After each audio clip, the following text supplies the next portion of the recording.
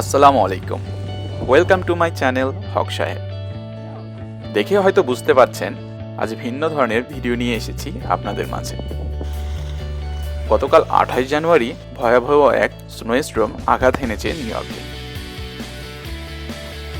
আর এই স্নোস্টর্মে জনজীবন একেবারেই অচল হয়ে পড়েছে। স্নোস্টর্ম নিয়ে ছোট্ট এই প্রচেষ্টা আশা করি আপনাদের ভালো লাগবে।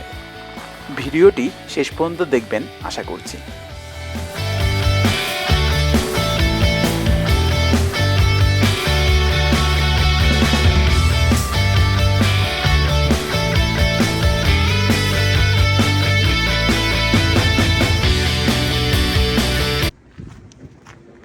আমেরিকা অনেক পরিষ্কার পরিচ্ছন্ন একটি দেশ বলে আমরা জেনে থাকি। এর অন্যতম কারণ হচ্ছে এখানে বাড়ির বাইরে পরিষ্কার রাখাটা অনেকটা বাধ্যতামূলক।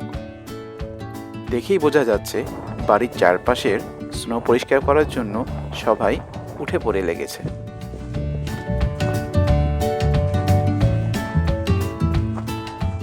এমন পরিস্থিতিতে স্নো পরিষ্কার করাকেই আয়ের উৎস হিসেবে বেছে নিয়েছে অনেকেই।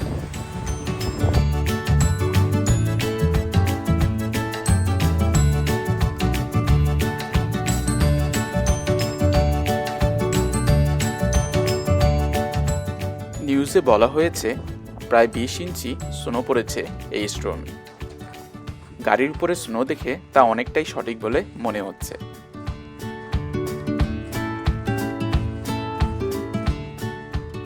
ভালোভাবে স্নো পরিষ্কার না করলে এই গাড়িগুলো বের করা একেবারেই অসম্ভব বলে মনে হচ্ছে।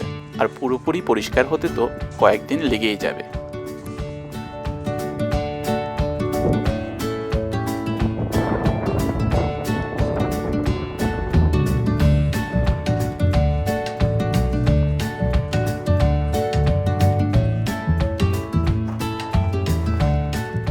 এই ঝড়ের কারণে গাড়ি চলাচল অনেকটাই ব্যাহত হয়েছে। রাস্তায় গুটি কয়েক গাড়ি দেখা যাচ্ছিল, বাসও চোখে পড়েছে দুই একটা।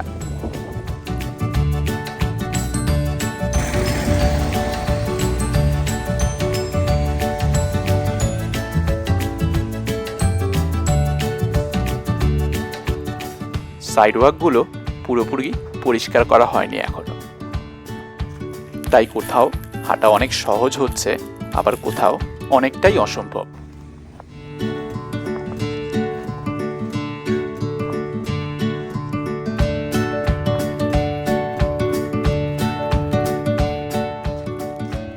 বহু দুর্গম পথ পাড়ি দিয়ে আমি এখন যাচ্ছি পাশের একটি পার্কে। নিউ ইয়র্কে স্নো পড়লে অনেককেই দেখা যায় পার্কে যেতে স্নো এনজয় করতে।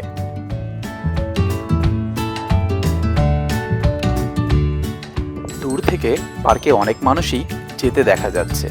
স্নোস্টর্মের পরে পার্কটি অনেক সুন্দর লাগছে। মনে হচ্ছে চারপাশে সাদা আর সাদা, চারদিক শুধু সাদার শুভ্রতায় ভরা।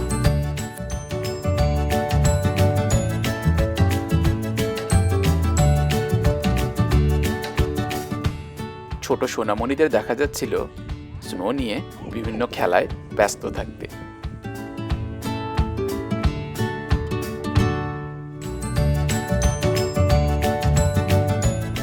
আবার বড়রাও কম যাচ্ছিল না।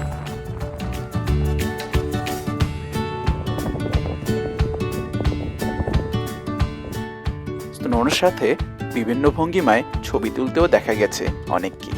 এত সুন্দর এই পরিবেশে ছবি না তুললে কি হয়?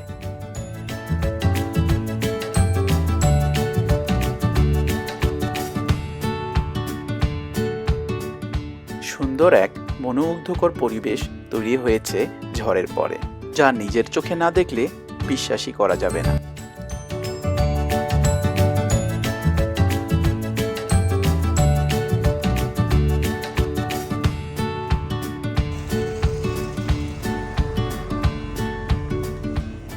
আজ এ পর্যন্তই। ভিডিওটি আপনাদের কেমন লাগলো অবশ্যই জানাবেন। নতুন কোনো দিনের নতুন কোনো জায়গায় আবার দেখা হবে। ভালো থাকবেন।